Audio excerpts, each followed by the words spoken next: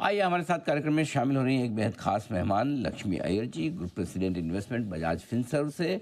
और हाल ही में वो बजाज फिनसर्व में मूव हुई हैं। उससे पहले कोटक ग्रुप में आपने 23 सालों तक लंबा गहरा अनुभव लिया है। और नरसिम्हा मुंजी institute of management studies NMIMS से आपने फाइनेंस में MBA की डिग्री हासिल की है। लक्ष्मी जी, गुड मॉर्निंग, बहुत बहुत स्वागत है आपका। धन्यवाद हमें समय देने के लिए। सबसे पहले तो आपको नई पारी की शुरुआत हुई है आपकी बजाज फिनसर्व में। इतनी लंबी इनिंग 23 साल की कोटक के बाद, तो बहुत बहुत शुभकामनाएं। और हम उम्मीद करते हैं कि आपकी ये वाली इनिंग पहली वाली जितनी इनिंग्स है उससे बहुत ज़्यादा बेहतर, मजबूत, दमदार और तगड़ी रहेगी। बहुत बहुत शुभकामनाएं आपको। शुक्रिया Anil ji, thank you so much. आइए अब करते हैं शुरुआत। The biggest talking point Trump साहब को लेकर ही बड़े गुस्से में है आजकल। हर एक दो दिन में कुछ न कुछ बोल देते हैं। कल फिर बोला है, क्या लगता है कुछ और करेंगे भी? अनिल जी, आपने दबंग पिक्चर देखी है? हाँ, दोनों वाली। तो सोनाक्षी सिन्हा का एक बहुत ही बढ़िया डायलॉग है जो मुझे कल रात को याद आया। जैसे ये हमने ट्रम्प की न्यूज़ पढ़ी तो थप्पड़ से डर नहीं लगता साहब, प्यार से लगता है। तो आजकल मार्केट को क्या हो रहा है कि टैरिफ से कम डर लगता है, अर्निंग से ज्यादा डर लग रहा है। तो कंसिस्टेंटली जो क्या हो रहा है कि एक उम्मीद थी कि चलो अप टू 25% बाजार में उम्मीद थी कि टैरिफ की अनाउंसमेंट्स होगी। तो वो उस हिसाब से हुआ है।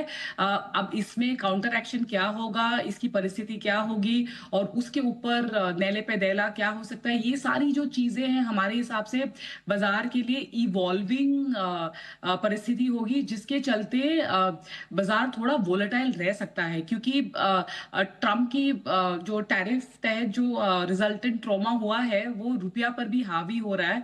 तो ये सारी चीजें ना कि केवल निवेशक इंडिया में देख रहे हैं, बट विश्व भर में जो इसको जो पैसे लगा रहे हैं इंडिया में, वो भी इसको बहुत बारीकी से ट्रैक कर रहे हैं।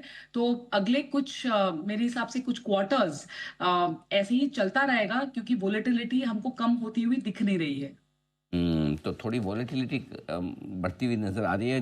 नतीजों का सीजन उतना ज़ोरों पर उतना मजबूत दिख नहीं रहा, लेकिन ज़्यादातर कंपनियों से बात कर रहे हैं सब ये कह रहे हैं कि अगले 6 महीनों में ठीक हो जाएगा, अक्टूबर से लेके मार्च तक सब ठीक हो जाएगा। आपको लगता है ऐसा सही है?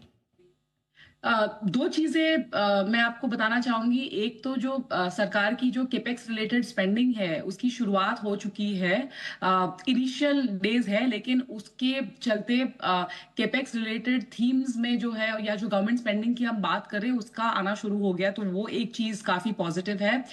दूसरी चीज जो है, और ये इसको हम टाइम करेंगे फेस्टिव सीजन में, अगले एक दो क्वार्टर में काफी सारे त्योहारों का माहौल भी है, जिसके चलते डिस्क्रिशनरी स्पेंडिंग जो वो खर्चे भी शुरू हो जाएंगे। तो ये दो चीजों के चलते लोगों को ऐसे लग रहा है। और एक और चीज, सितंबर के आसपास जो प्रोबेबिलिटी हो रही है जो फेड की रेट काटने की, वो 90% हो चुकी है। यानी कि बाजार ये कह रहा है कि US में रेट कटने वाला है। तो ये सारी चीजों को अगर आप जोड़ोगे तो ऐसा लग रहा है कि जो पीक पेन पॉइंट्स है वो धीरे धीरे थम रही है।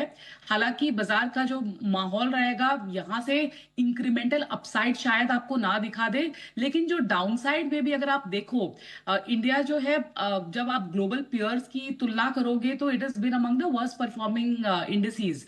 तो ये सब, और जुलाई में भी आप देखो तो काफी मजबूती से करेक्शन हो चुका है। तो ये सारी चीजों को अगर आप देखोगे तो इंक्रीमेंटल पेन पॉइंट जो है, वो थप्पड़ वाली मेरी बात याद रखना आप, तो वो इंक्रीमेंटल पेन पॉइंट जो थप्पड़ लग रहा है बाजार को, वो कम होता जा रहा है। इसलिए उसका इम्पैक्ट हमको लगता है आने वाले कुछ क्वार्टर्स में ईज आउट हो जाएगा, और शायद second half of financial year में बाजार न्यू हाई भी दिखा दे। सेकंड हाफ मतलब यानी कि फिर तो क्या 2-3 महीने की समस्या है? 2-3 महीने तो झेल लेंगे अगर मतलब अक्टूबर नवंबर के बाद से तेजी बन जाए और मार्च अप्रैल तक अगर हाई बन जाए तो क्या बुरा है? फिर तो बहुत ही बढ़िया, कोई दिक्कत ही नहीं। और बाय द वे, आपने कहा थप्पड़ वाली बात है ना, बचपन से लेकर अब तक सारी थप्पड़ वाली बातें याद है। मैंने कोई भी थप्पड़ वेस्ट होने नहीं दी। जितनी जितनी कही सब याद रखी है, लेकिन ये वाली भी याद रहेगी कि बिल्कुल बाजार को अर्निंग्स चाहिए, और जैसे कमाई आ गई बाजार की तो बाजार का मूल माहौल ठीक हो जाएगा। अब आइए, चूंकि आपका तो डेट मार्केट पे बहुत ही स्ट्रांग ग्रिप है, बड़ी पकड़ भी है। कल RBI गवर्नर पॉलिसी देने वाले हैं। आपको लगता है एक रेट कट और मिलेगा? मुश्किल लग रहा है ये टाइम, शायद एक होल्ड आ सकता है, ताकि बट हालांकि अगर आप देखो जो विश्व भर में जो इवेंट्स पैन आउट हो रही है, बैंक ऑफ इंग्लैंड का भी रेट कट का डिसीजन इसी हफ्ते है, शायद वहां पे हमको रेट कट दिखाई देगा। पर इंडिया में जो हमने काफी जो फ्रंट लोडिंग करी हुई है, महंगाई जो है, जो सीपीआई हेडलाइन सीपीआई वो कम होने, वो आंकड़े कम होने के हिसाब से जो हमने रेट कट देखा हुआ है, शायद एक बार हम पॉज ले सकते हैं। और फिर जब सितंबर में फेड के जो हालचाल है, हाव भाव है, जैसे हमको दिखाई देंगे, उसके बाद शायद हम रेट कट से एक टॉप अप कर सकते हैं। लेकिन कल के और देखिए रुपया भी थोड़ा एक स्टिकी इनिंग्स पर है, तो उस पे अगर आप रेट कट करोगे तो फिर इमीडिएटली अपने को कोई असर पड़ते हुए दिख नहीं रहा है। तो शायद कल एक होल्ड का हमारा व्यू आज की तारीख में है। फिर अब ये बताइए लक्ष्मी जी, ऐसे समय में मार्केट में पैसा कहाँ लगाना चाहिए, आपकी क्या राय है? देखिए लॉन्ग टर्म जो फंडामेंटल स्टोरी है अनिल जी, वो चेंज नहीं हुई है। जो भी आप बोलो, ये जो दहशत मची हुई है ट्रम्प के चलते, टैरिफ के चलते, ये सब नियर टर्म में आपको स्पीड ब्रेकर्स दिखाई देगा, नो डाउट अबाउट इट। लेकिन अगर आपको लॉन्ग टर्म वेल्थ की प्लानिंग करनी है तो आज की तारीख में भी आप पैसा इक्विटी में ही लगाइएगा। और हमने देखा है मार्च के बॉटम से, देखिए मिड कैप और स्मॉल कैप से भी क्या बढ़िया रिकवरी आई है। तो अब एसेट एलोकेशन अगर इक्विटी में लगा रहे हो तो आज की तारीख में भी थोड़ा ऑब्वियसली लार्ज कैप की तरफ बढ़ावा रहेगा, but mid cap small cap में जो स्टॉक पिकिंग वाली जो बात आती है, उसको आप अच्छी तरह से पोर्टफोलियो बना सकते हो। और टेल एंड का जो हिस्सा है आज की तारीख में भी आप थोड़ा सा पैसा फिक्स इनकम में लगाइएगा, क्योंकि ब्याज दरें घट रही है, लेकिन जो काफी जो मुनाफा होना था वो काफी हद तक हो चुका है। हमारा ये मानना है अभी भी यहाँ से यील्ड जो है, बॉन्ड की यील्ड्स या जो प्राइजेस है, उसमें बढ़ती हुई ट्रेंड दिख रही है। लेकिन अगर वेल्थ क्रिएशन अगर आपको ट्रूली करना है, वोलेटिलिटी अगर नजरअंदाज करने के लिए तैयार हो, तो आज का पैसा आपका इक्विटी में ही बनेगा। ओके, इक्विटी में। और इक्विटी में कहाँ बनेगा, क्या खरीदना चाहिए? खरीदना तो मेरे हिसाब से अगर आप फंड के हिसाब से निवेश करते हो तो फ्लेक्सी कैप ठीक लगता है, जहां पे हर एक कैटेगरी की पार्टिसिपेशन काफी ठीक ठाक है। और एक और चीज अगर आप देखोगे, जुलाई महीने के अगर आप म्यूचुअल फंड के आंकड़ों को देखोगे, तो तकरीबन 50,000 करोड़ अभी भी म्यूचुअल फंड में लगा है नेट सेल्स के बेसिस पर।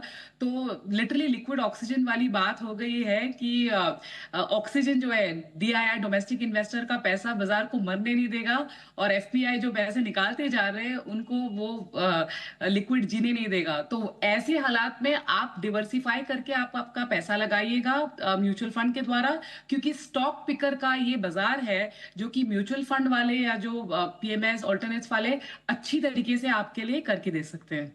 अच्छा, परफेक्ट है। सीधे खुद शेयर खरीदें, उससे बजाय बेहतर है म्यूचुअल फंड्स के जरिए आप करें निवेश। ये राय लक्ष्मी जी की। लक्ष्मी जी, बहुत बहुत धन्यवाद, आपका समय दिया और आपने नई जिम्मेदारी लेने के बाद पहला इंटरव्यू दिया है जी बिजनेस को। थैंक यू सो मच, बहुत बहुत शुक्रिया। जल्द आपसे फिर मुलाकात होगी। आज के लिए बहुत बहुत धन्यवाद।